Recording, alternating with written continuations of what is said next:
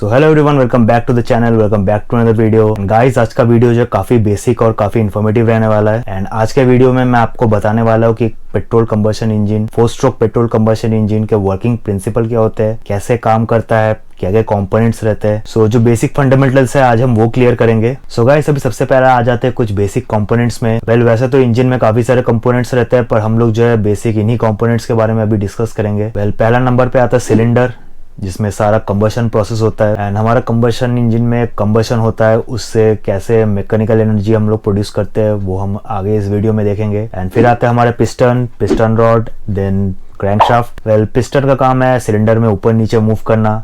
And ये ऊपर नीचे कैसे मूव करता है ये हम आगे इस वीडियो में जानेंगे। पिस्टन रॉड का काम है पिस्टन और जो क्रैंकशाफ्ट है उसको कनेक्टेड रखना, ताकि जो पिस्टन का जो लीनियर मूवमेंट है उसको कन्वर्ट कर सके रोटेशनल मूवमेंट में। तो ताकि जब पिस्टन ऊपर नीचे जाए तब क्रैंकशाफ्ट घूम सके। एंड ये जो क्रैंकशाफ्ट का जो रोटेशन है, ये रोटेशन ही आपका ट्रांसफर होता है flywheel, then gear box, then आपका जो ड्राइव मैकेनिज्म है। लाइक गाइस, जैसे हम अपना बाइक्स का रेफरेंस ले तो वहाँ पे हम लोग जो ड्राइव मैकेनिज्म यूज करते हैं that is chain drive. So basically जो यही रोटेशन है वो ट्रांसफर होता है आपके व्हील तक, मतलब थ्रू वेरियस मैकेनिज्म। इसके अलावा रहते हैं इंटेक वाल्व, जिसके थ्रू एयर फ्यूल का जो मिक्सचर है वो सिलेंडर में एंटर करते हैं फॉर कंबशन प्रोसेस। देन रहता है एग्जॉस्ट वाल्व, यानी जो कंबशन के बाद जो गैस प्रोड्यूस होता है वो चला जाता है through exhaust pipe and all.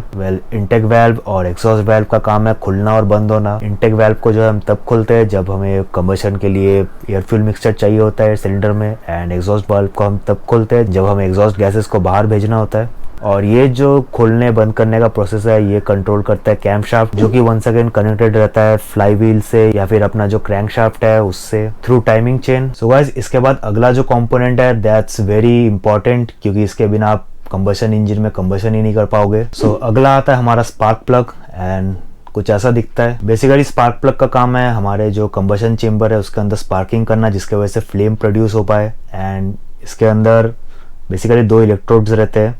ये मतलब वेरियस सब्सटेंस के बने रहते हैं, कभी कॉपर, निकल, देन इरिडियम वाले जो होते हैं सबसे बेस्ट रहते हैं। एंड आपने देखा भी होगा इरिडियम के जो स्पार्क प्लग है काफी महंगे भी आते हैं। बट बेसिकली इनका जो काम है, जैसे कि यहाँ पे देख सकते हो, यहाँ पे 2 इलेक्ट्रोड रहते हैं। एक होता है हमारा सेंटर इलेक्ट्रोड एंड एक होता है हमारा साइड या फिर ग्राउंड इलेक्ट्रोड। एंड यहाँ पे जो बीच से इलेक्ट्रोड गया है इसको कहते हैं हम लोग सेंट्रल इलेक्ट्रोड। एंड यहाँ पे जो हाई वोल्टेज इलेक्ट्रिसिटी हम लोग पास करते हैं।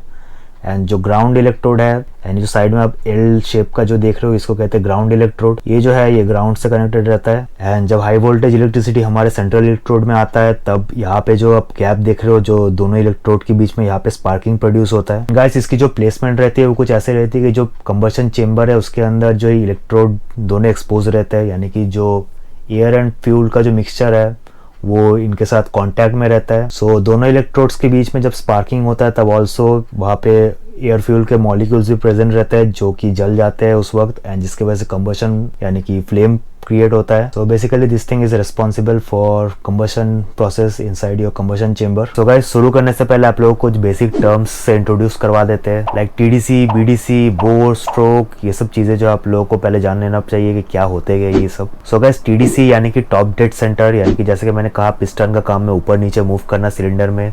सो जब पिस्टन एकदम टॉप मोस्ट लेवल में रहता है तो उसको कहते हैं top dead centre. And BDC यानी बॉटम डेड सेंटर, पिस्टन का जो लोएस्ट पोजीशन है उसको हम कहेंगे bottom dead centre.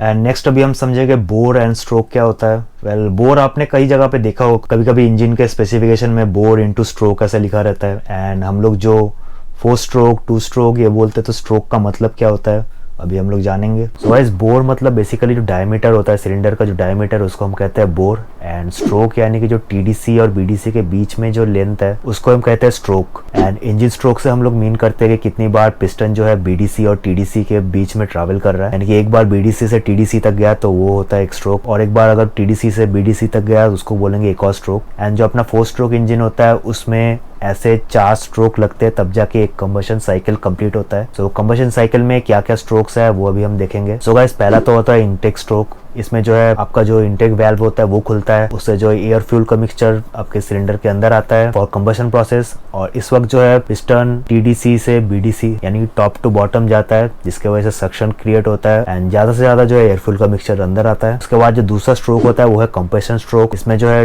Piston BDC से टीडीसी यानी कि टॉप में जाता है एंड बॉटम से टॉप में जाते वक्त पिस्टन जो है जितने भी एयर फ्यूल मिक्सचर के मॉलिक्यूल्स रहते हैं उनको जो कंप्रेस करता हुआ जाता है, इसलिए इसको कहते हैं कंप्रेशन स्ट्रोक। कंप्रेस जितना करेगा उतना ही जो मॉलिक्यूल्स आपस में टकराएंगे, उतना ही जो हीट जनरेट होगा और कंबशन के टाइम उतना ही जो है पावर आप लोग को ज्यादा देखने को मिलेगा। तो इस स्ट्रोक को कहते हैं कंप्रेशन स्ट्रोक। एंड जो तीसरा नंबर स्ट्रोक है उसको कहते हैं पावर स्ट्रोक। सो गाइस, तीसरा स्ट्रोक है combustion stroke. And combustion stroke क्या होता है? वेल, इसमें जब आपका पिस्टन एकदम टॉप डेड सेंटर में है, एयर फ्यूल मिक्सर के जो मॉलिक्यूल्स है वो एकदम कॉम्प्रेस हालत में है, तभी जो है आपका स्पार्क प्लग स्पार्किंग करता है, जिसके कारण फ्लेम क्रिएट होता है।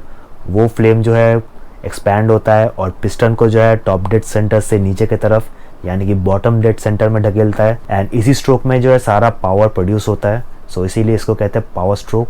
एंड जब पिस्टन नीचे जाता है पावर के साथ तो ऑब्वियसली जो क्रैंक है उसको घुमाएगा, यानी कि जो क्रैंक शाफ्ट है उसको घुमा देता है, जिसके कारण आफ्टर 180 डिग्री जो क्रैंक है वो पिस्टन को वापस ऊपर की तरफ ढकेलता है। सो तब लगता है फोर्थ स्ट्रोक यानी कि जो लास्ट स्ट्रोक है। एंड इस लास्ट स्ट्रोक को हम लोग कहते हैं एग्जॉस्ट स्ट्रोक, क्योंकि इसमें जो है एग्जॉस्ट वाल्व्स खुल जाते हैं। पिस्टन जो है with momentum bottom dead centre से टॉप डेड सेंटर की तरफ मूव करता है एंड सारा जो जितना भी कंबसन का एग्जॉस्ट गैस है वो चला जाता है बाहर, यानी कि एग्जॉस्ट वाल्व्स के थ्रू, एंड फिर वहां से बेंड पाइप से होते हुए एग्जॉस्ट से निकल जाता है। एंड बाकी ये जितनी भी चीजें होते हैं ये सब होती है सिंक में, यानी जो कैम्पशाफ्ट का रोटेशन, देन क्रैंकशाफ्ट का रोटेशन, देन स्पार्किंग, ये सब जो है सभी इंटरकनेक्टेड रहती है। लाइक जैसे अगर मैं क्रैंकशाफ्ट एंड कैम्पशाफ्ट का बात करूं तो जो क्रैंकशाफ्ट है जो लगी रहती है फ्लाई व्हील पे, वो जो है वो कनेक्टेड है विथ कैम्पशाफ्ट वाया टाइमिंग चेन या फिर टाइमिंग बेल्ट। एंड जब क्रैंकशाफ्ट घूमता है या फिर फ्लाई व्हील घूमता है तब जो है वही रोटेशन कैम्पशाफ्ट को भी घुमाता है। एंड इनका जो तालमेल है यानी जो सिंक्रोनाइजेशन है वो कुछ इस तरह से, ताकि जब इंटेक स्ट्रोक का बारी आए तब जो है इंटेक वाल्व्स खुल जाए एंड जब एग्जॉस्ट स्ट्रोक की बारी आए तब एग्जॉस्ट वाल्व खुल जाए।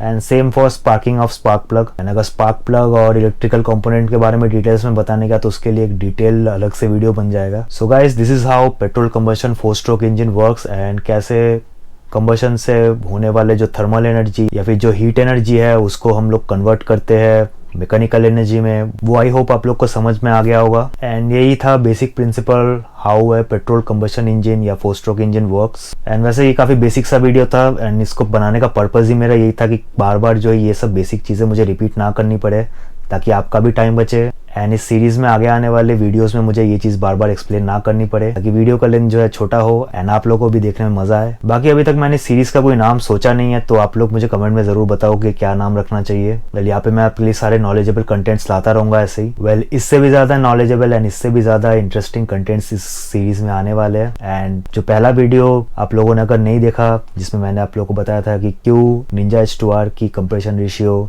निंजा ZX10R से कम रहती है, वो वाला अगर आपने नहीं देखा तो वो भी देख लो, काफी इंटरेस्टिंग है, काफी इन्फॉर्मेटिव है। सो गाइस, वीडियो पसंद आया तो लाइक करो, चैनल पर नया तो डू सब्सक्राइब। बाकी इंस्टाग्राम हैंडल नीचे आ रहा होगा, फॉलो कर सकते हो। मिलते हैं एक और वीडियो या फिर एक और व्लॉग में। सो तब तक के लिए राइड हार्ड, राइड सेफ, जय हिंद, वंदे मातरम।